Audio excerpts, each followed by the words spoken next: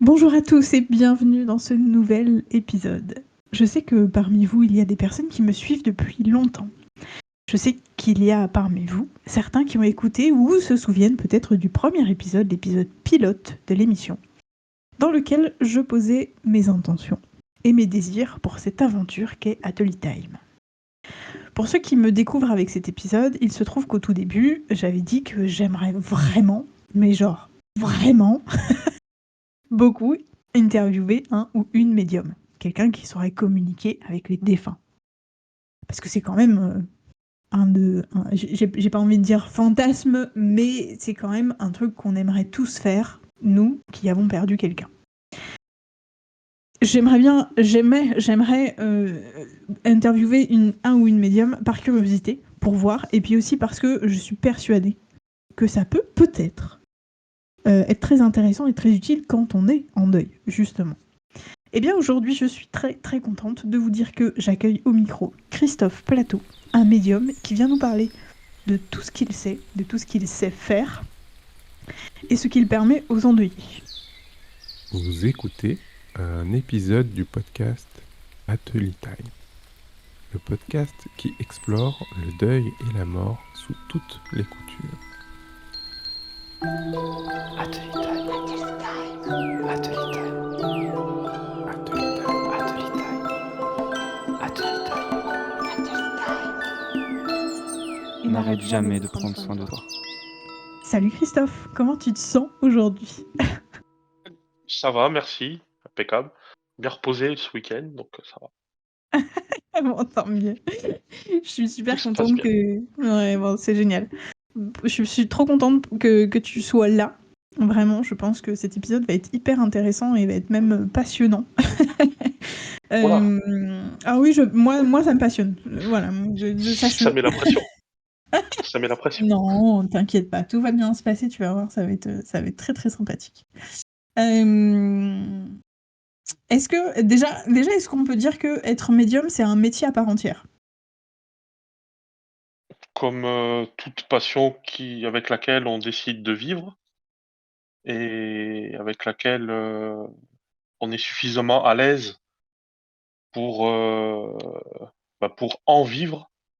Donc Ouais, c'est ça. médium peut être tant une passion comme ça qu'un métier à temps complet, ce que j'essaye de faire, qui est pas toujours évident. Exact.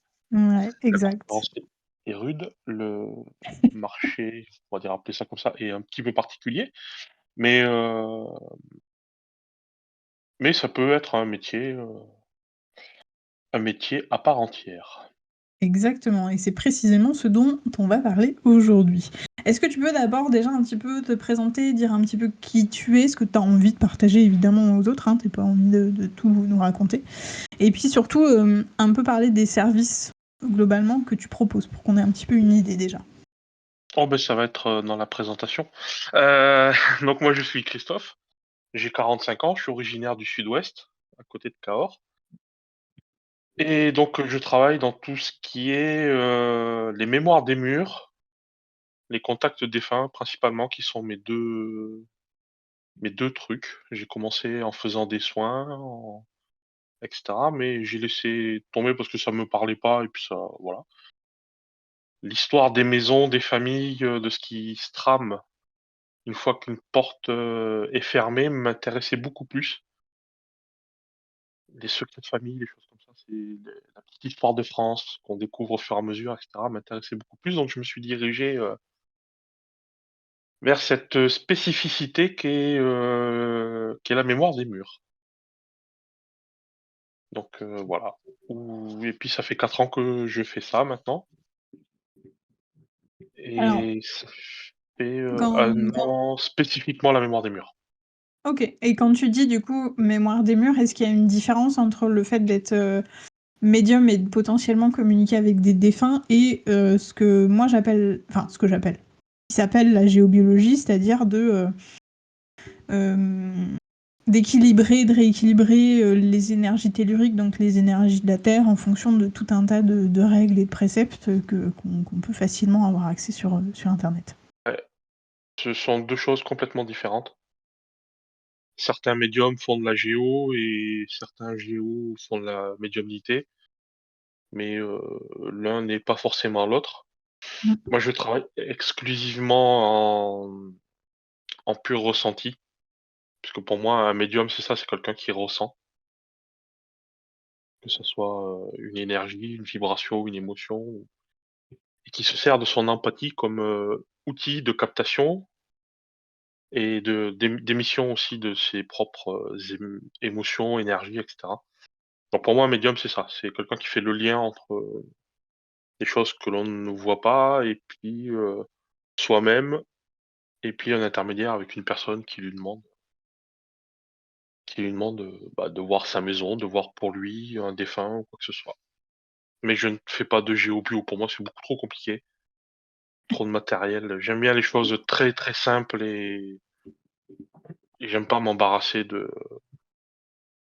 plein de matériel, etc. Après, c'est un univers qui est absolument passionnant et tout, donc Complètement. Je pense même que la géobio, elle mériterait, une émission à elle toute seule tellement c'est vaste, c'est complexe et tout. Donc ouais, parce que c'est un c'est truc de fou. Ah ouais, ouais, il y a des centaines et des centaines de livres, des centaines de praticiens et tellement de façons différentes de faire que c'est ouais. un vrai délire. Pour ceux qui s'y intéressent, je vous invite vivement à vous renseigner par vous-même parce que ce sujet-là peut être un sujet très très intéressant, spiritualité. Mais nous allons nous concentrer sur cette fameuse médiumnité. Donc du coup, tu disais un petit peu là à l'instant que cette médiumnité, c'est énormément de ressenti. Est-ce que c'est uniquement comme ça que ça fonctionne? En tout cas avec toi? Est-ce qu'il y a d'autres médiums, peut-être d'autres façons de vivre sa médiumnité? Comment est-ce que tout ça fonctionne un petit peu? Est-ce que tu peux un peu expliquer?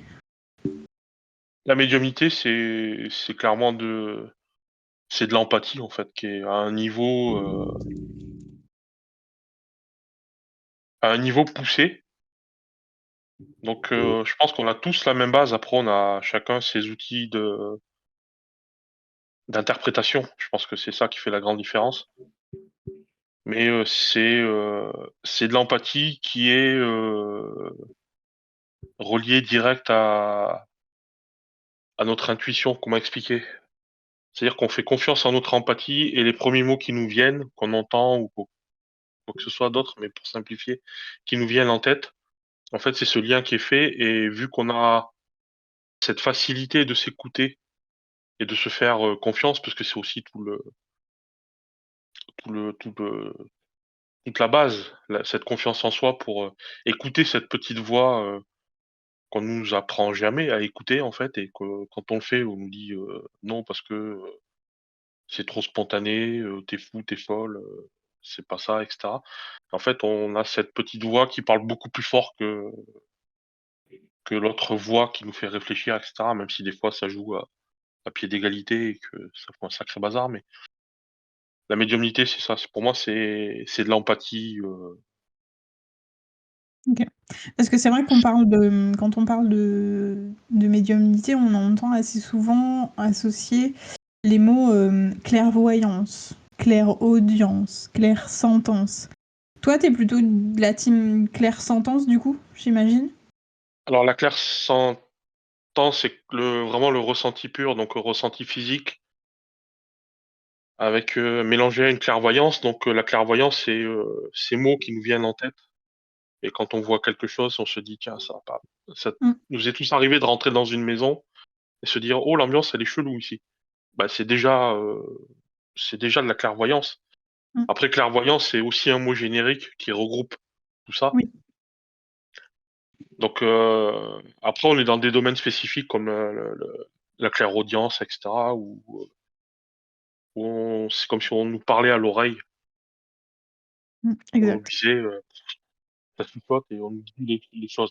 Donc là, c'est des domaines un petit peu plus spécifiques, parce que là, on est vraiment dans le contact avec le défunt, ou les âmes ou les entités, vraiment pures et dures. La clairvoyance, on peut s'en servir dans un soin, on peut s'en servir dans les maisons, la clairsentience, pareil. Enfin, voilà. Mmh. Et moi, ce Et sont moi j'appelle ça des outils d'interprétation. Donc clairvoyant, ouais, clairement, ouais. mmh. Et c'est une capacité qui qui est venue chez toi spontanément? Ou c'est quelque chose que tu avais déjà depuis longtemps et finalement tu as fini par, pas t'en occuper, mais à le travailler et que ça devienne plus présent en toi? Ou c'est même un peu des 2 si ça se trouve, c'est venu un peu spontanément et tu as choisi de le travailler à un moment donné? Comment ça s'est passé pour toi? J'ai travaillé. Depuis que je suis enfant, je ressens les gens. C'est-à-dire que je sais dans quel état ils sont, si ça va pas, si c'est des gens qui tombent bien ou pas bien. J'ai une très forte empathie. Donc l'empathie, c'est pas se mettre à la place des autres, c'est la compassion. L'empathie, c'est capter les émotions qui te viennent et les traduire ensuite, te dire: «Attention, va pas là» ou «Va là» ou quoi que ce soit. Donc depuis gamin, je sais les gens, je peux dresser des portraits émotionnels, au bout de quelques secondes, à regarder quelqu'un, dire si ça va pas. Depuis gamin, je sais ça. Il m'est arrivé de faire des rêves, de collègues ou d'amis, quand elles allaient tomber enceintes, par exemple, Ah ouais, trop bien. avec, le sexe du bébé. Donc ça m'est arrivé quelques fois, mais bon, j'étais pas trop là-dedans, donc je me suis jamais prêté au jeu, ni prêté attention et cetera, parce que je suis quelqu'un de très cartésien et toujours aujourd'hui d'ailleurs, ça se voit sur mes posts et cetera où j'explique beaucoup. Je pense que c'est important, mais et après il y a eu un événement il y a 4 ans déjà, ouais, j'ai perdu mon papa juste avant le covid, le confinement et je me suis retrouvé enfermé dans mes 25 mètres carrés avec, une promesse, que je me suis faite et que j'ai faite à mon papa, sur son lit, à dire que, bah, c'était fini d'avoir peur de vivre et d'aller, comprendre pourquoi j'étais toujours, bloqué dans mes peurs, mes colères et voilà. Donc le confinement est arrivé, comme tout le monde, j'étais sur Facebook et je lisais les publications des gens qui étaient très anxiogènes et j'ai fait une crise d'angoisse. Et j'ai dit: «Qu'est-ce que je fais? Est-ce que je reste enfermé, 1 semaine, 2 semaines?» On savait pas, à ce moment-là et je suis en boucle dans mes angoisses où je profite du moment qui nous est donné, parce on n'a jamais eu cette chance parce que je l'appelle ça une chance, d'être mis à l'arrêt complet, où la seule chose à faire, bah, c'était et que j'ai faite moi, hein, c'était de m'occuper de moi et j'ai commencé à méditer, j'ai commencé à voir des images, un castor. Et je suis allé chercher, ce que ça signifiait et ça correspondait à ce que j'étais en train de vivre, à cette volonté de déconstruire et de reconstruire les choses. Et donc j'ai travaillé tout le temps sur moi, en allant chercher les symboliques pendant les méditations, enfin après les méditations, de tout ce que je voyais. J'ai appris énormément sur moi et puis tout a commencé à ce moment-là, où j'ai commencé à rencontrer des gens qui étaient un peu plus dans cet univers-là, où on m'a dit: «Bah, tu devrais écrire» et j'ai commencé à écrire de manière, très spontanée. Et il y a des choses qui sont sorties de moi, assez profondes ou auxquelles je ne pensais pas forcément et qui étaient extrêmement pertinentes. Et après on m'a demandé de le faire pour quelqu'un et puis, et à force de pratique et ben, c'est venu comme ça, sans que je cherche quoi que ce soit, en fait. Oui, non, c'est venu un peu, de façon logique presque, j'ai envie de dire. Ça s'est pas, imposé à toi en mode, «Tu feras ça et tu seras ça tel un prophète». Le chemin s'est présenté à toi petit à petit, quoi et c'est chouette, Ouais, c'est ça. c'est super beau, de C'est exactement ça parce que comme je disais tout à l'heure, je suis quelqu'un de très cartésien qui avait quand même une petite porte ouverte à l'inexplicable et pourquoi pas. mmh. Mais j'étais pas enfin, c'était pas une volonté de devenir ce que je suis aujourd'hui. Oui, Il y a un c'était pas chemin qui s ouais. voilà, comme tu disais, il y a un chemin qui s'est ouvert, je l'ai suivi et ça m'a mené là aujourd'hui et demain je sais toujours pas où est-ce qu'il va, mais j'y vais quand même, quoi. Ouais, c'est très chouette et ton métier, il est très, Il est très entouré de. Je pense qu'il y a une grosse partie de clichés qu'on Oula, peut imaginer un petit peu, hein. Voilà. oula, oui. Beaucoup de choses que. Ouais, il y a beaucoup de clichés. On va dire ça. On va rester là-dessus. Et Cliché, ouais. notamment même dans. On va commencer par là pour essayer de débunker un peu tout ça. Notamment par rapport à la culture pop. Tu vois, moi, je sais que je Ouais, regarde énormément de séries, tu vois, par exemple sur les fantômes, sur même, tu vois, des enquêtes un peu paranormales, machin et tout ça. Et donc, en fait, finalement, on a une représentation des médias qui est tellement une espèce de patchwork un peu étrange avec des médiums qui vont dire oui, mais ça se passe comme ça, les règles dans l'au-delà, c'est ça, et ce qu'ils vivent, c'est ça. Et puis, il y en a d'autres qui vont être complètement sur d'autres discours, on va dire ça comme ça. Qu'est-ce que toi, tu penses de ça? Qu'est-ce que tu penses de tout ça et comment toi, c'est quoi pour toi en fait la réalité, ces fameuses règles, tu sais par exemple, moi je pense à quelque chose de complètement banalisé et je pense que ça se retrouve beaucoup même dans l'univers witchy dont tu parles beaucoup d'ailleurs sur tes réseaux sociaux. Le fait de se protéger des entités par le sel par exemple. Tu vois, est-ce que c'est une réalité? Est-ce que pas forcément? Enfin voilà, raconte-nous un petit peu ce que tu vis et comment ça fonctionne un peu en interne. alors, alors pour revenir sur ces clichés déjà de la télé, du cinéma, etc., ou même des médiums qui disent des choses différentes, c'est que c'est très ancré dans les croyances de chacun, dans la culture de chacun. Mm. Personne n'aura le même discours parce que chacun croit que le paradis, l'enfer, ça existe ou pas. Donc chacun va dire, bah si, ça se passe comme ça après parce qu'on me l'a canalisé comme ça. Où est la part de vérité? Où est la part d'autosuggestion? Où est la part de truc? Moi, c'est en ça que mon côté cartésien m'aide beaucoup, c'est que bah, ça me permet de pas être formel sur des choses dont on ne sait rien et de personne ne sait rien de toute façon. Mm. Est-ce qu'on le saura un jour? Je n'en ai aucune idée. Après, le cinéma a largement contribué à énormément de croyances modernes sur le sujet. Les les Warren, donc ces célèbres chasseurs de démons américains des années 60, ont largement contribué à ces images de la culture pop, Mm. démons, etc. On sait aujourd'hui que Warren rentrait dans les maisons et trouvait ce qu'il était venu chercher de toute façon, donc il y a aussi une grande part de falsification quelque part. Et tout ça, c'est ancré dans la culture populaire et tous les discours des médiums, etc. Donc, je vais pas me faire que des amis, mais c'est très ancré dans la culture de chacun, quoi. Suivant tes croyances ou tes non-croyances ou quoi que ce soit, etc., ça formate ton discours à un moment donné. Après, la réalité des choses, c'est la mienne qui est corroborée par d'autres. Je dis pas que j'ai la vérité, hein, mais on confond souvent les mémoires des murs et les entités, par exemple. Ok. Parce Et ce qu'une serait mémoire quoi des la murs, différence déjà du coup?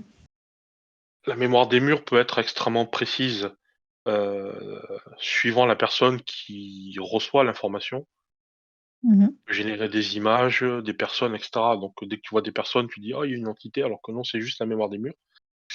La mémoire des murs, c'est sur l'ensemble d'une maison, par exemple, alors qu'une entité, ça peut être, très localisé à un endroit et les ressentis ne sont pas les mêmes de la personne qui est en confrontation sans le savoir à une entité, par exemple. Elle Mm. peut entrer dans des profondes, déprimes, des syndromes, des symptômes paranoïaques, des choses comme ça. Les sensations d'être observé ou les mémoires des murs, t'as pas ces sentiments d'observation, t'as pas les trucs comme ça. Pour faire vite, parce que sinon, on en a pour 8 jours, mais et Ouais, donc en fait je rejoins d'ailleurs Patricia Daré, sur le sujet où les entités ne sont pas si fréquentes que ça dans les maisons. ah oui, On a ok. surtout affaire, on a surtout affaire à ce que raconte, la maison elle-même, quoi. Et souvent dans les maisons, c'est même pas l'histoire de la maison, c'est ce que vivent les personnes elles-mêmes qui transparaissent dedans. Donc. Oui, c'est vrai, parce que ce que j'avais vu qui m'avait pas mal interpellé sur ton compte Insta, c'est ta prévention par rapport au fait que finalement, le fait de vivre un événement qui peut ressembler à, j'ai envie de dire un poltergeist, parce que c'est le mot qui vient en tête par rapport à la Ouais, culture pop, ouais, mais vas-y, parce que c'est par rapport à la d'avoir culture pop, un... c'est un Ouais, fantôme à la maison. Ouais. voilà, c'est ça. En fait, ce qu'on peut vivre, en tout cas les symptômes courants de ce qu'on peut communiquer quand on dit ah ben peut-être que c'est un fantôme que t'as à la maison, peut-être que machin, etc. En fait, c'est très très similaire à des épisodes à des épisodes dépressifs, Ouais, à des petites déprimes, à des coups de ouais, mou, potentiellement aussi à exactement. parfois des petits virus, etc. Et ça, c'était hyper intéressant. Est-ce que tu peux un peu Exactement. justement faire petite prévention par rapport à ça? Ouais, parce que c'est quelque chose sur laquelle je communique beaucoup, donc de pas se précipiter à dire j'ai un fantôme à la maison, mais de se regarder soi déjà comment sa santé mentale va, Mm. parce que les les fluctuations émotionnelles, les moments de déprime, les coups de mou, les changements d'habitude, etc.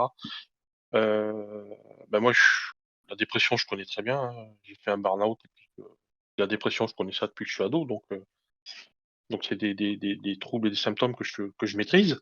Euh, et il y a beaucoup de similitudes. Et il faut faire très attention parce que c'est quelque chose, c'est un petit peu un cheval de bataille où beaucoup de gens peu scrupuleux s'engouffrent Mm. dedans et vont te faire croire qu'il t'as quelqu'un chez toi, te guérir, etc. Alors que t'as pas besoin d'un médium ou d'un géobio ou d'un énergéticien, mais d'un psychologue en vrai. Donc, euh, donc moi je mets l'accent là-dessus. Va voir déjà un médecin si toi ta santé mentale ça va, et parce que les symptômes peuvent être vraiment extrêmement similaires. Et même la déprime peut provoquer des crises de paranoïa. Hein. Mm. Donc, donc moi c'est une des premières questions que je pose aux gens déjà quand ils Mm. viennent me voir, c'est toi ta santé mentale, t'en es où quoi? Ouais, Est-ce que c'est tu es en ça. dépression? Est-ce que bah, pas plus tard que tout à l'heure, là, quelqu'un qui m'a envoyé dans ma maison ça va pas, il faudrait la nettoyer. Bah, en fait, ta maison ça va, c'est toi qui va pas, quoi. Donc, Bah, c'est ça. fais un travail sur toi et puis déjà on verra après, quoi. Mm. Et, Mais c'est tu important. tu fais ce travail-là même quand il y a quelqu'un en deuil qui vient pour justement essayer uniquement pour le contact défunt pour le coup, euh, parce qu'il a besoin, qu'il ressent le besoin un peu d'avoir des réponses par rapport à son endeuillé, parce que il a l'impression de pas avoir pu lui dire au revoir, par exemple, ou qu'il a des questions à lui poser encore. Tu fais aussi ce travail-là par rapport à des personnes qui viennent que pour le contact défunt? Et le plus gros, c'est les plus gros les plus gros regrets des vivants, c'est de pas avoir dit au revoir, quoi. Alors j'ai fait un post là-dessus justement que le contact défunt pour régler un deuil, c'est peut-être pas forcément la meilleure des idées Mm. parce que on est très, on a zéro recul, hein, dessus, et qu'il faut vraiment être au clair avec ça. Donc si je ne sens pas la personne émotionnellement stable On est prête. et prête, ouais merci, je cherchais le mot en plus, et prête à recevoir une information ou quoi, je préfère dire écoute, on va attendre un petit peu parce que c'est pas le moment, quoi. Et pas Ouais, dire ok. ouais ok pas de problème, ça ira mieux après. Non. Il y a des gens, même 10 ans après, que j'ai eu il y a pas longtemps, qui ont fait un contact défunt, qui m'ont dit ouais c'est bon, c'était il y a longtemps, pas de problème, j'en parle maintenant sans problème et tout. OK, on y va, et qui m'ont dit, 2-3 jours après, bah, que ça ils étaient pas bien parce que ça les avait trop secoués, ils rapportaient des trucs et cetera, donc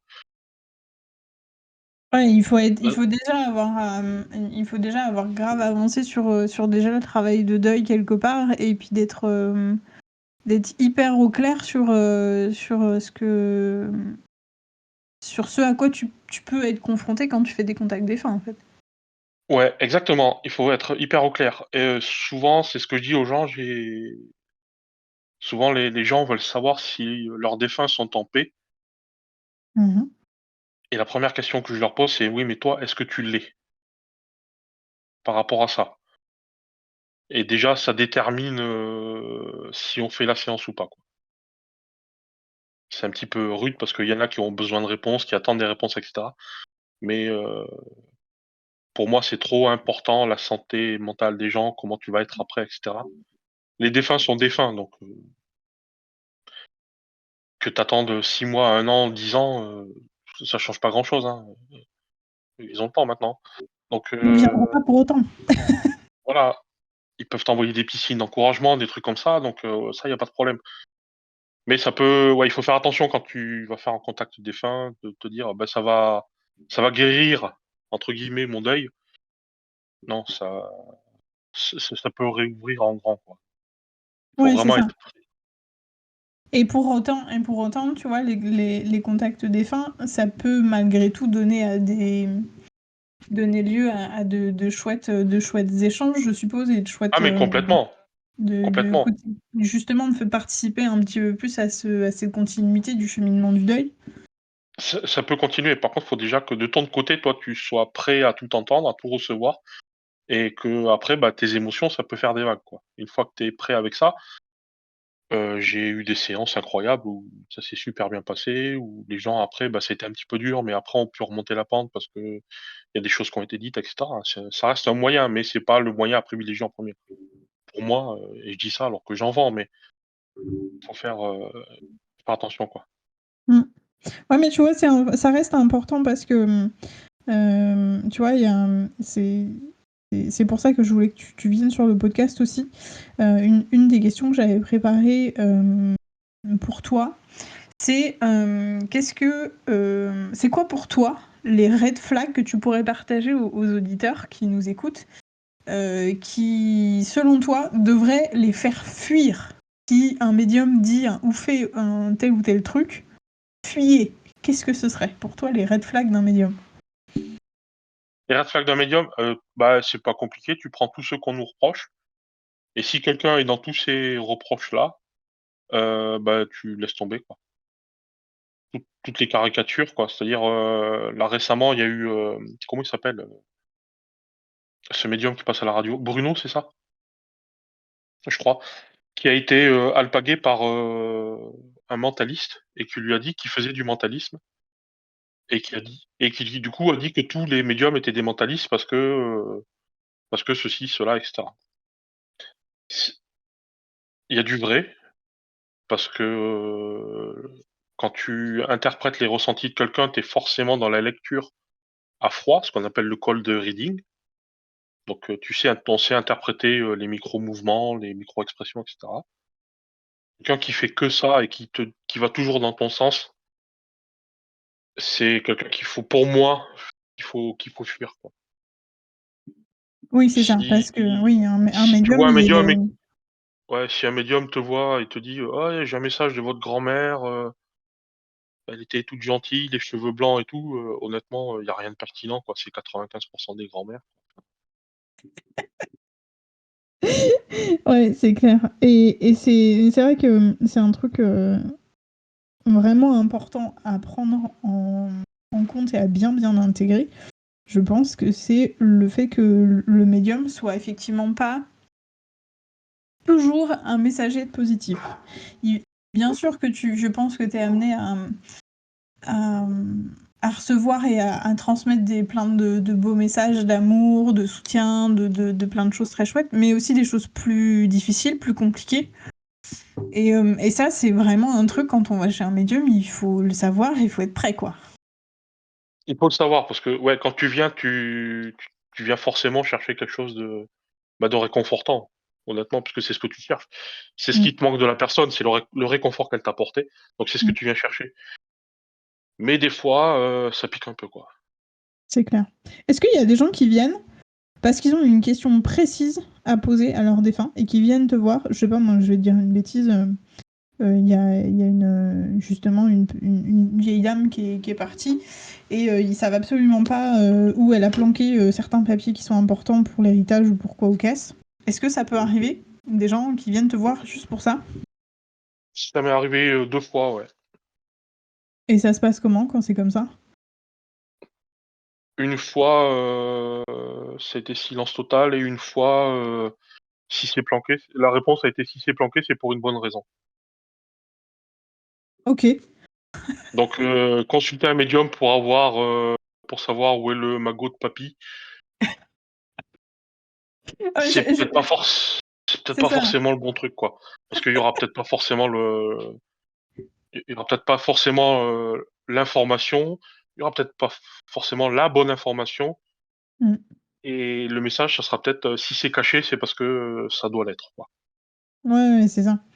Et c'est ça aussi, c'est la question que je me posais pas mal parce que, je suis allée voir une médium, donc quelqu'un qui n'est pas toi, en l'occurrence.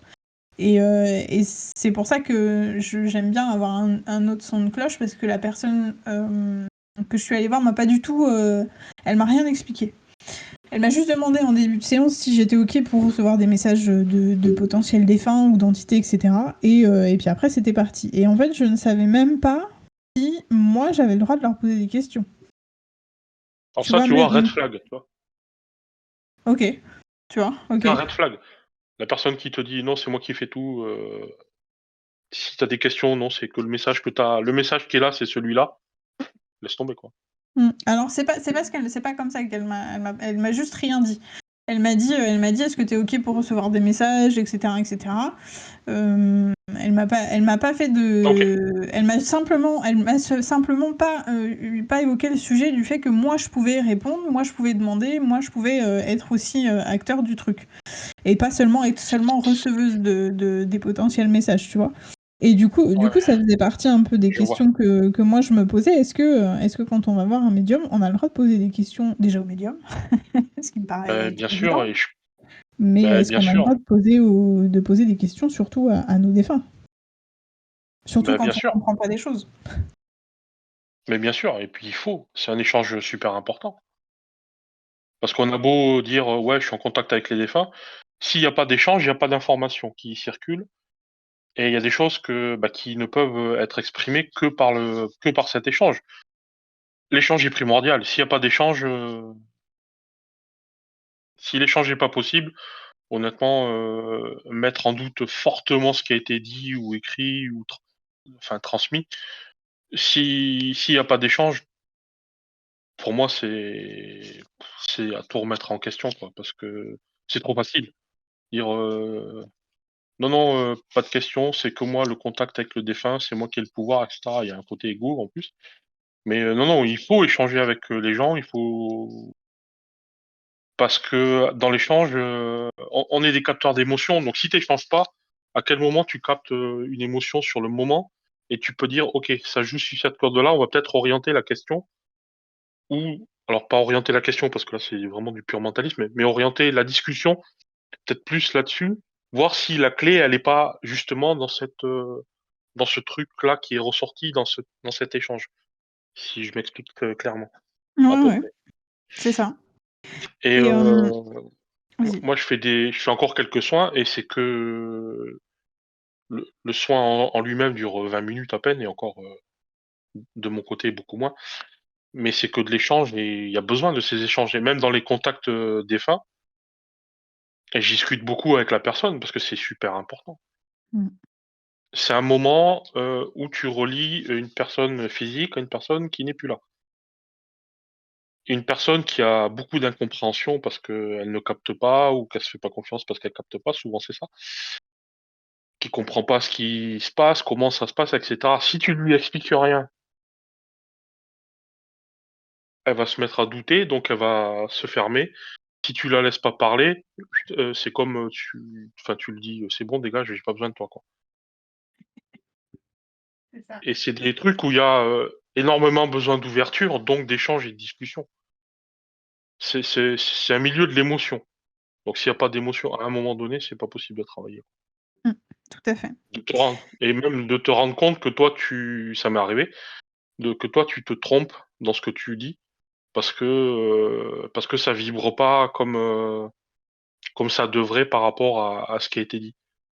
Et du coup, moi je m'en sers aussi pour me recalibrer à chaque fois, me dire: «OK, Ça, c'est ma tête, ça, c'est pas ma tête, d'accord. Je trouve que c'est super important, quoi, d'échanger, Ah de bah, laisser la carrément. personne. Enfin, c'est la prestation de la personne, c'est pas la prestation du médium. Moi, honnêtement, les questions aux défunts,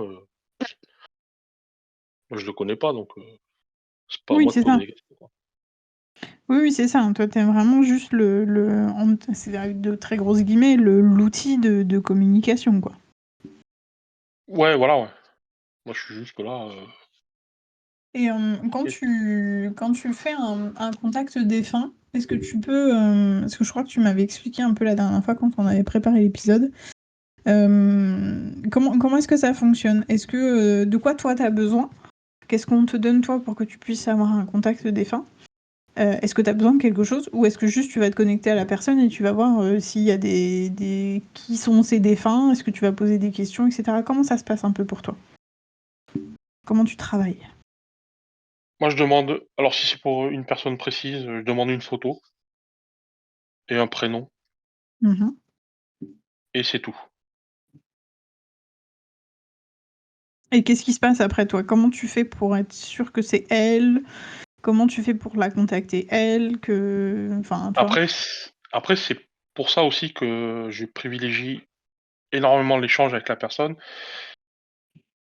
Alors moi, tout passe par l'écrit parce que j'écris énormément, je fais de l'écrit intuitif, et cetera, et donc tout passe par l'écrit, et donc j'envoie les messages et je demande à la personne si ça lui parle, si c'est ça, et cetera. Donc j'ai besoin d'échanger avec la personne pour savoir si on a bien affaire au bon défunt et pas quelqu'un qui se promène par là et qui s'est dit: «Tiens, je sais pas quoi foutre, on va se faire une petite séance de spiritisme, vite fait, quoi». Ça t'est déjà arrivé? Ça arrive, régulièrement, ouais, et c'est Ah pour ouais? ça que l'échange est super important parce que moi, je pars du principe où, bah, envoie-moi des preuves et si la personne en face, elle valide, on continue. Le Mmh. moindre doute, je laisse tomber ma question et je pars sur autre chose. Donc c'est super OK. important l'échange déjà, et plus la personne plus j'ai d'images, donc que je retranscris ou de mots, et plus la personne me dit: «Ouais, tout à fait, tout à fait, tout à fait. Non, ça non, OK, ça j'écarte parce que ça a pas vibré pareil». Mais je le mets parce que je suis obligé de savoir, Mmh. et puis des fois, ça parle pas là, mais il y a un truc que j'ai constaté, c'est qu'on connaît pas les personnes qu'on côtoie. Mmh. Tout à fait. Et il y a plein de choses il y a des gens qui découvrent, quelque temps, voire très longtemps après. Donc c'est un échange où je demande des preuves, des images, des mots, et puis plus ça colle et plus on y va, et puis après, beh, je demande aux personnes si elles ont des questions, et là, à ce moment-là, du coup, tout le monde est en confiance, et là, on commence à travailler, et cetera, et même parfois, des fois, je recadre ou je pose une question et: «Est-ce que ça te parle?» «Oui», «Non». Mmh. Si c'est non, Mmh. bon, ben, on écarte. Si c'est oui, ben, on continue, et donc il est super important et primordial d'échanger pour avoir le bon message, quoi. Oui, c'est ça, le message qui est le plus juste possible. Et Ouais. quand tu une demande de défunt en particulier, quand on dit: «Bah, je veux parler à ma maman, à ma grand-mère, à peu importe», est-ce que ça arrive qu'il y ait, d'autres personnes de la famille qui arrivent à la place?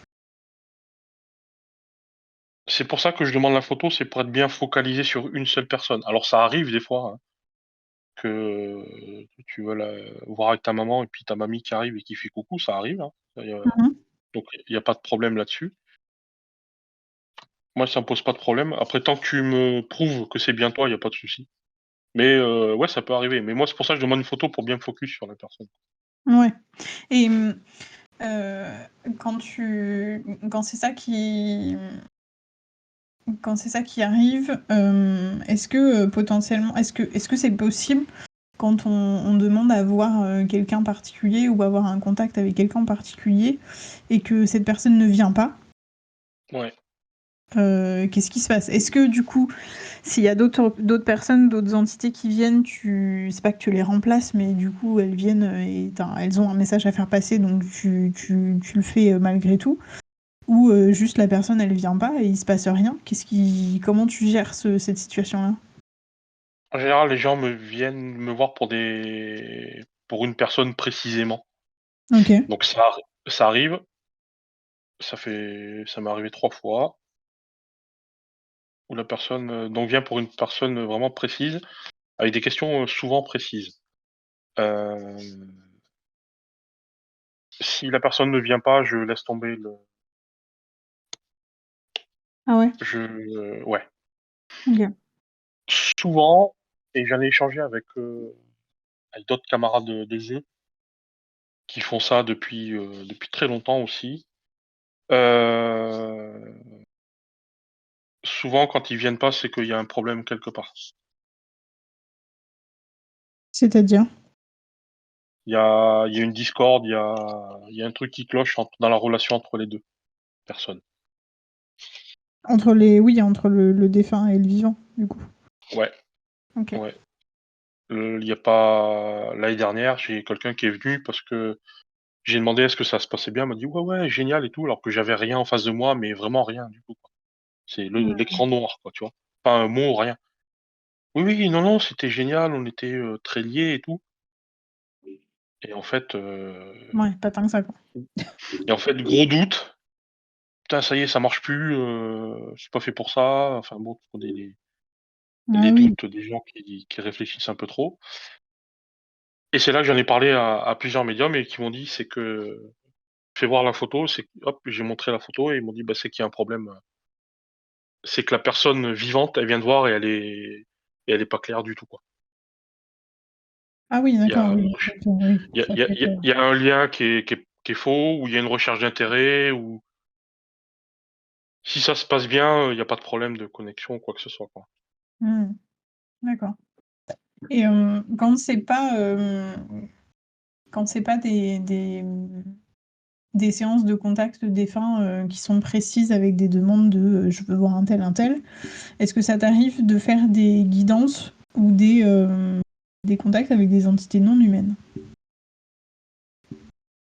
Des entités non humaines. Ah Qu'est-ce que tu bah, ça entends peut. par. Alors, c'est pareil, hein, on repart la doxa et un peu les clichés qu'on peut avoir avec les médiums, parce qu'il y en a qui prétendent beaucoup, par exemple, communiquer avec les anges. Voilà, communiquer avec des démons ou justement faire fuir des démons dans des lieux voilà, qui sont. Enfin, j'ai des démons parce que c'est le mot qui me Ouais, vient c'est le en tête, terme, mais voilà, donc c'est le généralement, terme c'est. Voilà, moi c'est le terme connu. voilà, c'est ça, c'est le terme un peu générique, mais on pourrait très bien parler de plein de choses. Ou je pensais aussi à autre chose, qui reste plutôt dans les défunts qu'on imagine, mais les animaux de compagnie. Donc ça fait du coup plein de, plein de sujets Ça fait abordés. beaucoup de choses. Voilà. Il y aller un par un. On va y Ouais. aller un par un. Les choses non humaines, c'est pas spécialement dans mon domaine de croyance à moi, dans ma culture à moi. J'ai fait un paquet de maisons et des maisons soi-disant avec des entités qu'on avait dit démoniaques et tout. Les seuls démons que j'ai vus, c'était des humains qui avaient mis un masque de démon pour faire croire que c'était pas eux, quoi. Donc il y avait toujours quelque chose de très humain derrière, etc. Mais c'est mon retour d'expérience. Après, est-ce que j'ai la chance d'être passé à côté ou de m'être trompé ou quoi que ce soit, je sais pas. Mais je ne veux pas dire que ça n'existe pas, j'en sais rien. Moi, c'est pas spécialement c'est pas spécialement dans ma culture, tout ce qui est communication angélique, etc. C'est pas, ça m'empêche pas de me raccrocher à certains égrégores angéliques. Donc un égrégore, c'est comme un nuage d'émotions tournées vers une âme, une entité. Par exemple, Dieu, l'égrégore de Dieu ou d'un ange ou d'une fée, peu importe. Donc ça m'empêche pas de travailler avec ces égrégores-là. Mais après, dire que je communique avec tel ange ou tel ange, je non, c'est pas dans mon domaine de. Hmm. Et S'il y en a qui le tu font, c'est. dirais que les. Oui, c'est ça. Est-ce que tu dirais que les médiums qui le font, ou du moins qui prétendent pouvoir le faire, parce que c'est ce qu'elle m'a dit très clairement, la médium que je suis allée voir, elle m'a dit c'est possible que ce soit pas des défunts que tu as connus, mais des entités, des guides, des êtres de lumière, de ce genre de choses-là, qui viennent pour te faire passer des messages. Peut-être. Je veux pas dire Oui. qu'ils ont tort ou pas, j'en sais rien. C'est Ok. peut-être vrai, hein, j'en sais rien. Mais après, il faut se méfier aussi de dire que si le message te parle pas spécialement, dire bah, c'est peut-être pas machin, machine, c'est peut-être autre chose.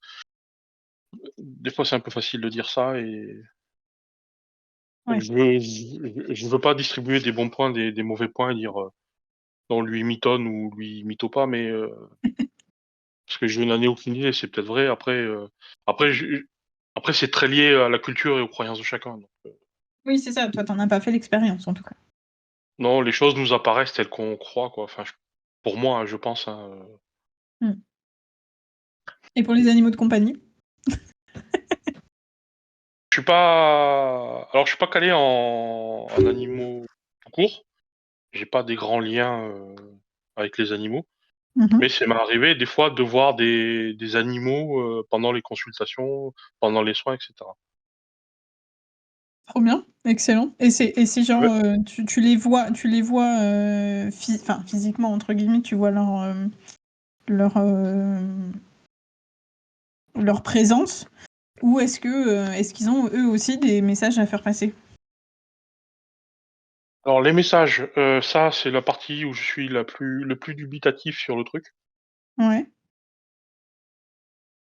Heu, Après générer une émotion, c'est des animaux, on est des animaux, on est des boules d'émotions, donc on génère des émotions, donc ça, c'est captable et palpable. Mhm. Est-ce qu'ils ont des messages? Peut-être, j'en sais rien. Je ne le pratique pas, donc je pourrais pas te dire, faut que tu demandes à quelqu'un qui fait de la com, animale. Mhm. Il Carrément. va il va te dire quelqu'un il va te dire oui. Par contre des images d'animaux, précises, ouais, j'en ai déjà eu plusieurs fois, ouais. Mm. Ok, Mmh. trop bien. Comme pour dire, bah, c'est arrivé souvent sur des chi avec des chiens d'ailleurs, où il y avait un vrai rapport fusionnel avec la personne. Donc est-ce que c'est l'animal qui était là ou est-ce que c'est ce lien que j'ai ressenti ou quoi que ce soit? C'est toujours la même chose, quoi. Pareil pour les défunts, est-ce que c'est une question qui me travaille beaucoup, c'est est-ce qu'on est vraiment en contact avec un défunt ou avec le souvenir qu'on a du défunt ou avec, ce qui reste du défunt et cetera.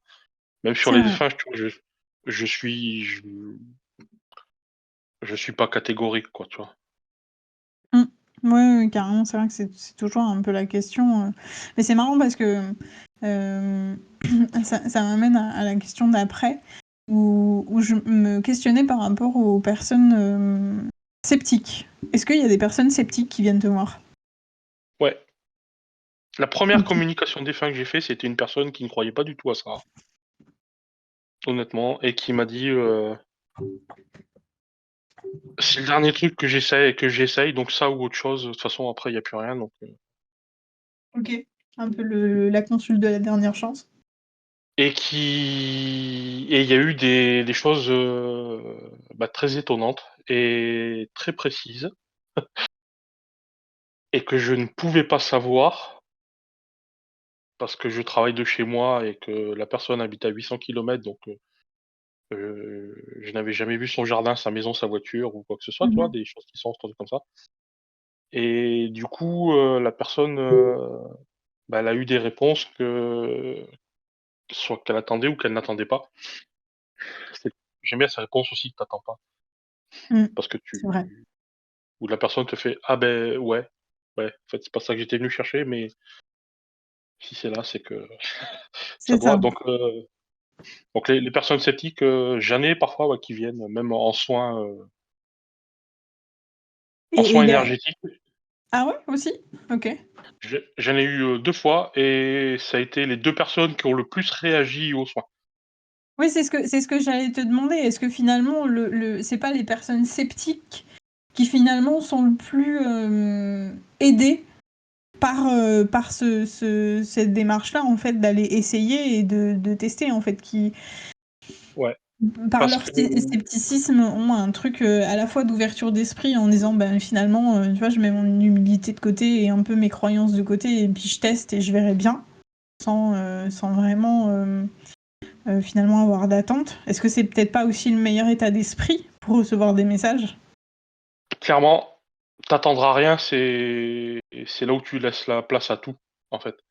Et c'est pour ça que moi, mon évolution a été comme ça, c'est que je m'attendais à rien Et j'ai fait les choses et j'ai pris comme ça venait.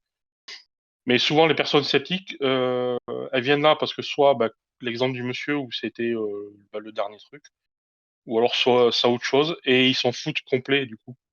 Du coup, ils sont pas dans l'attente. Et ils sont pas. Et c'est ce qui tue souvent les gens qui tentent de s'ouvrir, c'est qu'ils attendent. T'attends à rien en fait. Parce qu'ils se fixent des croyances, des objectifs, des désirs, et c'est le pire truc que tu puisses faire. Non, c'est des gens qui s'attendent à rien, donc ils sont dans un lâcher prise absolument total. Et quand il arrive un truc, eh ben, ils le reçoivent tout de suite et ils le comprennent tout de suite. Donc, limite, des fois, j'ai préféré travailler avec ces gens-là qu'avec des personnes qui étaient à fond là-dedans, quoi. Oui, c'est ça, parce que du coup, ça a l'air d'être, en tout cas, de la façon dont on parle, ça a l'air d'être nettement plus puissant et plus spontané aussi, que d'arriver en disant je veux parler à telle personne et tout machin. Ouais, parce que quand tu sors. Ouais, non, mais c'est ça, parce que quand tu sors de l'information banale, c'est souvent ça qui est reproché, on dit c'est des mentalistes parce qu'ils prennent des grandes lignes et puis c'est des banalités qui sont sorties. Mais quand tu sors de là, la réaction et l'émotion que ça génère est beaucoup plus importante que quelqu'un qui s'attend à recevoir ce genre d'informations. Donc à travailler, c'est vachement plus intéressant, de mon point de vue. Et puis il y a le challenge. Ok, t'y crois pas, j'ai rien à te prouver, mais j'ai envie de te montrer que il existe un truc quand même à côté, et que t'as tort et j'ai raison, quoi. Il y a ce côté gothique aussi qui fait que ça rend la chose intéressante, quoi. Donc moi j'aime bien, ouais, parce que c'est souvent générateur d'émotions beaucoup plus fortes et importantes, et du coup comme il y a encore plus d'émotions, il y a encore plus de choses qui transparaissent, et c'est vraiment plus, pour moi, plus intéressant. Je vais pas dire que les autres c'est pas intéressant, hein, mais les expériences avec des sceptiques ont été plus enrichissantes, et m'ont poussé à aller beaucoup plus loin aussi, moi personnellement, parce que tu dis ok, comment est-ce que je peux le bluffer, le truc Oui, il y qu'il a un n'attend pas. côté un peu challenge quand même. Ouais, Effectivement. il y a vraiment ce côté challengeant où tu dis ok, il croit pas, il a le droit, c'est pas de problème. Par Mm. contre, je veux pas passer pour un idiot, je veux pas passer pour un charlot. Il y a ce côté-là aussi, hein, honnêtement, hein. Donc Mm, le gars il fait l'effort de venir, ok. mm. Oui, oui, de tester et finalement, même en plus, c'est une opportunité qui est inestimable dans le sens où il te donne le bénéfice du doute et l'opportunité presque j'ai un peu l'image de cette image-là, mais je l'aime pas trop, de prouver ta valeur, entre guillemets, en tant que médium, alors qu'en vrai, t'as rien à prouver, quoi, quelque part. Je cherche pas à prouver, moi je m'en fous, tu vois. Si j'ai des trucs à prouver, c'est qu'à moi-même et c'est tout, quoi. Je vais pas prouver à quelqu'un. Mais il y en a j'en ai eu deux qui sont venus dans cette optique-là de leur prouver que ce que je disais était vrai, quoi. Bah, Mm. j'ai j'ai même pas pris la peine. Enfin, j'ai dit, écoute, non, pas, pas une bête de cire, quoi. Donc, Bah oui, c'est ça. Oui, oui, t'as un côté un peu, c'est bon, quoi. Je comprends. tu crois Et, pas, c'est pas grave, t'as le droit, hein. ah bah oui, oui, bah complètement. Attends. Et c'est aussi pour ça que je fais tout ce que je fais avec le podcast, c'est aussi pouvoir permettre à tout le monde de réfléchir un petit peu sur ce qui est possible, ce qui existe, et d'essayer, tout simplement. Voilà. Ouais, c'est ce qu'il faut, hein. C'est ce qu'il faut. Après, t'as le droit de pas y croire, t'as le droit à plein de choses, hein. T'as le droit, mais est-ce que c'est pour ça qu'il Exactement. faudrait emmerder le monde? Je suis pas certain, quoi. Tout à fait. Restons respectueux, s'il vous plaît. D'ailleurs, en parlant de respect, est-ce que tu as eu déjà à gérer des... Parce que du coup, tu disais tout à l'heure, des fois, il y a des contacts qui se font pas parce que justement, il y a eu des conflits, il y a eu voilà, des relations qui sont pas du tout OK et tout ça. Est-ce que ça t'est déjà arrivé de devoir gérer un conflit en communication avec les défunts? Pas des conflits, mais non, non, pas de conflits à régler, mais des questions assez violentes, ouais. On est As envie d'en parler? T'as envie de partager quelques exemples? sur des. J'ai eu un père violeur pédophile en contact, où la personne voulait des réponses et savoir ça, donc c'est les cas le plus difficiles que j'ai eu. Alors, Là, en termes de conflit, on était pas mal. Paradoxalement, bah, j'ai eu tout de suite. Même je lui ai demandé la photo, la veille et j'ai fait des cauchemars horribles, toute la nuit et tu sentais le plaisir malsain, tu sais, de: «Là, je suis là quand même». Mais des conflits, familiaux et cetera, non, j'ai jamais eu, les Ouais, parce gens que les règlent de leur souvent vivant, eux, tu quoi. penses? Ah oui, ouais. Soit s Ouais, après les gens, je sais pas, ça dépend vraiment dans la mentalité, À Parce que titre tu vois, perso, je sais pas si une personne, j'étais en conflit avec elle quand elle était vivante, est-ce que j'irais, la voir une fois qu'elle est décédée, quoi? Tu vois? Il y a ça aussi. alors ouais, bien sûr, il y a ce côté-là, mais ma question c'était, assez orientée en particulier par rapport aux liens intrafamiliaux. Là, effectivement, tu parlais d'un papa qui était violent, qui était violeur et pédophile, et de son enfant qui avait besoin de cette confirmation-là parce qu'il avait potentiellement des doutes, et etc. etc. Mais est-ce que tu as déjà eu, en fait, finalement, des enfants ou des petits-enfants qui ont eu besoin, en fait, d'une sorte de reconnaissance de leur souffrance par rapport à des parents qui se sont pas du tout rendus compte qu'ils étaient violents, par exemple, tu vois, enfin, tu vois, Ah oui, OK. OK, j'avais pas compris la question. Ouais, ouais. Ouais, ouais, ça j'en ai, de manière régulière, ouais. Des parents, on dirait toxiques maintenant, ouais. Ouais, ouais, ouais. Ouais, ouais, c'est juste une question de reconnaissance de enfin, c'est juste, non, c'est une grosse question. C'est une question de les gens, ouais, viennent, pour cette reconnaissance-là, ouais. Donc, est-ce que le contact défunt est est-ce qu'on est encore dans le contact avec le défunt ou un travail sur soi personnel et cetera? La frontière est très, très fine. Donc, dans le contact défunt, ouais, ça peut aider parce que tu peux avoir des réponses, des fois pas celles que tu attends malheureusement, mais c'est quand tu fais un contact après tu sais à quoi t'attendre, quoi, donc Ouais, voilà, c'est ça. On en revient à la question de quand tu fais cette démarche-là, il faut être prêt à tout, recevoir et tout entendre, même, ce qu'on n'a pas envie de et ce qu'on n'imagine même pas parfois ouais, c'est ça, mais c'est ça recevoir. la question, c'est est-ce que tu as besoin de l'entendre ou est-ce que c'est tu veux l'entendre pour passer à autre chose? Ou est-ce que Mmh. tu veux l'entendre parce que c'est une sorte de, bah, de victoire personnelle ou tu vois? Il y a tout plein de trucs qui rentrent en jeu. Et souvent les réponses sont pas spécifiquement celles que c'est pas Oui, les c'est ça. excuses que les c'est souvent pas les malheureusement pas les excuses que les personnes attendent, quoi. Donc, tout le truc c'est, bon, bah, écoute, et c'est souvent ce que je dis, j'ai fait: «Bah, écoute, peut-être là, c'est personne n'est prêt. Peut-être ça le sera plus tard, mais là, peut-être,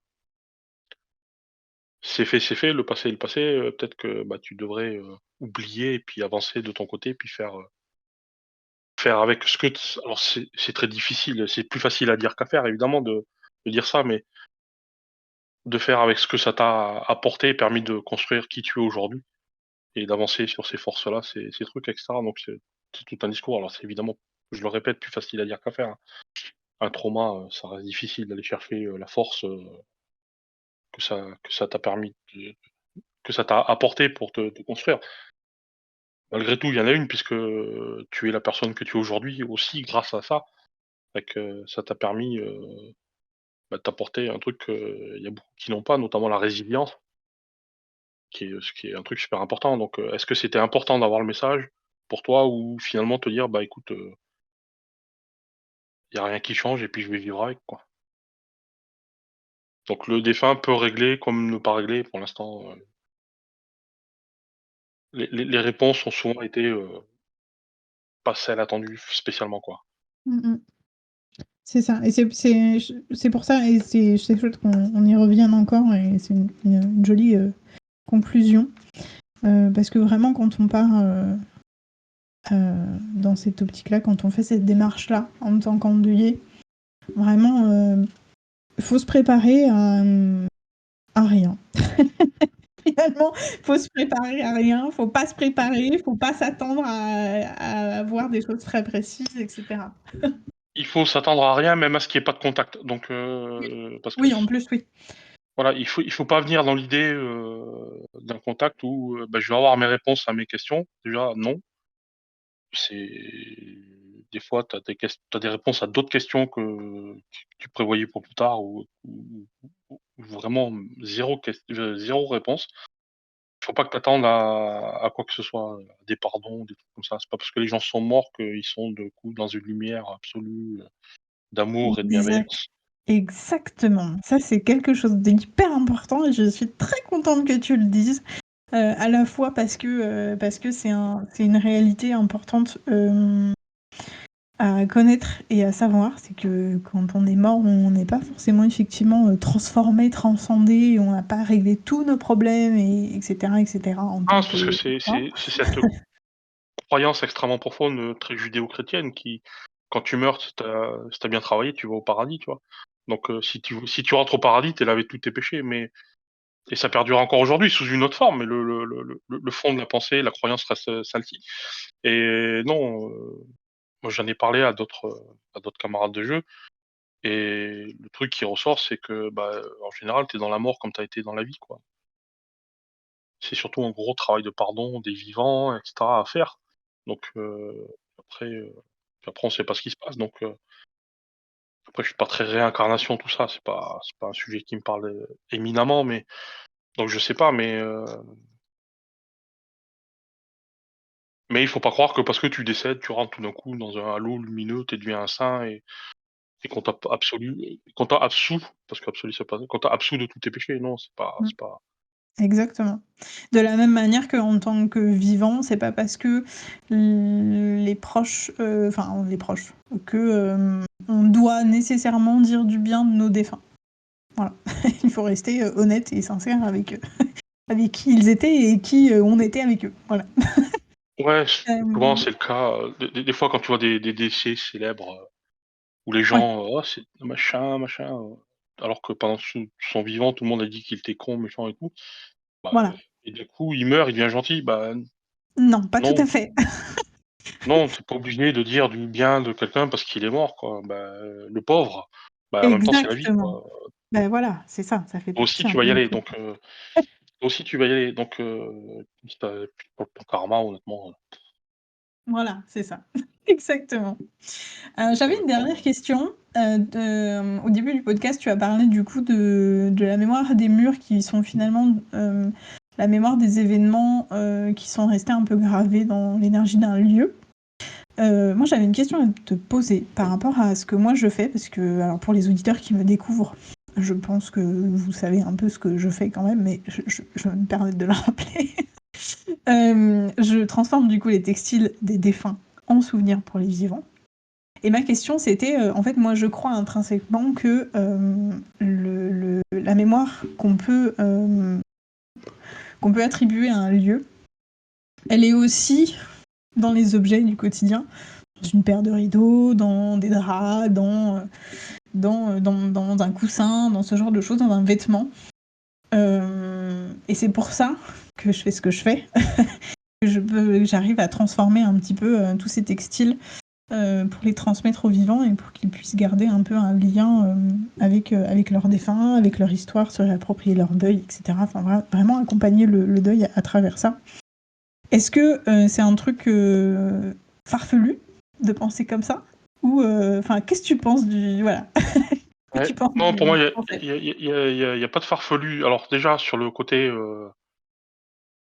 objet, c'est pas farfelu parce qu'on a tous besoin d'un réconfort et se rappeler, qu'un bout de tissu, qu'un bouton, qu'un bout de nous rappelle ou nous renvoie à la personne avec qui on était bien et cetera.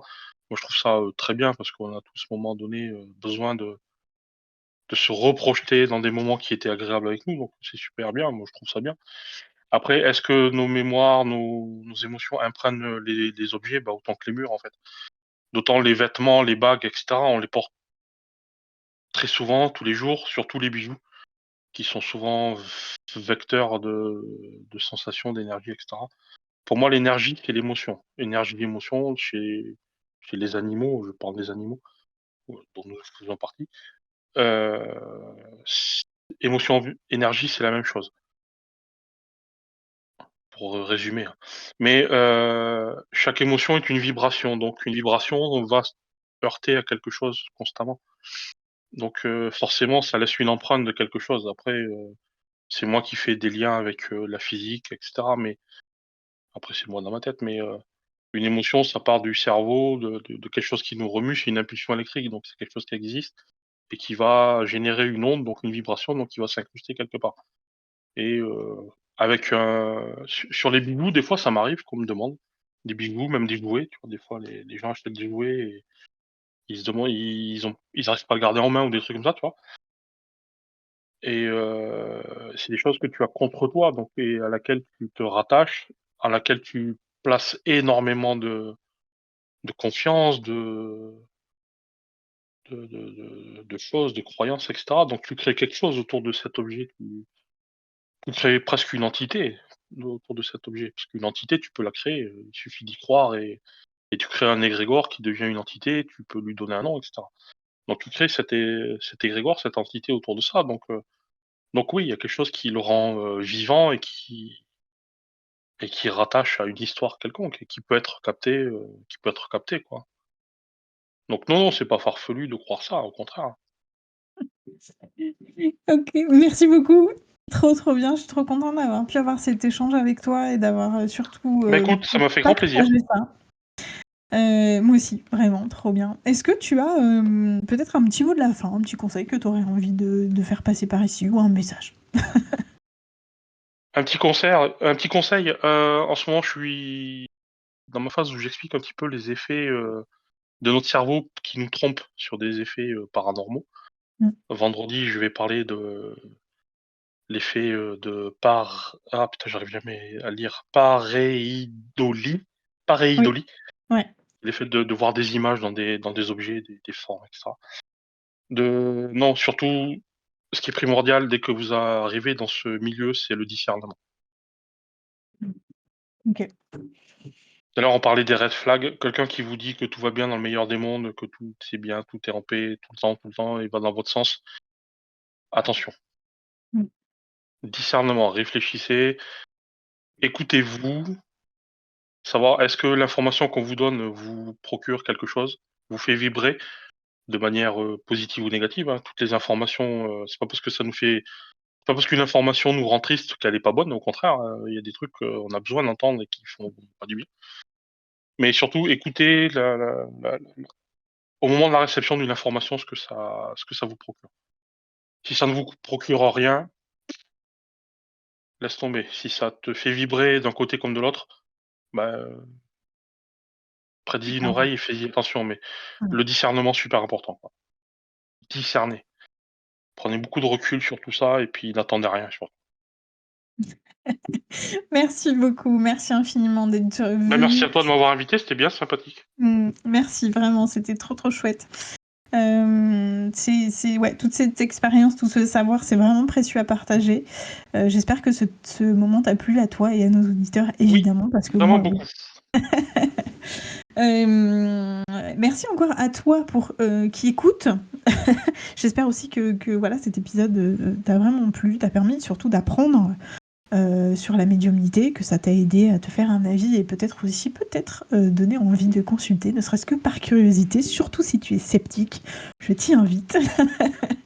Tu peux rejoindre évidemment Christophe sur les réseaux sociaux et sur son site internet, je crois bien. Je mets les infos en description, comme d'habitude.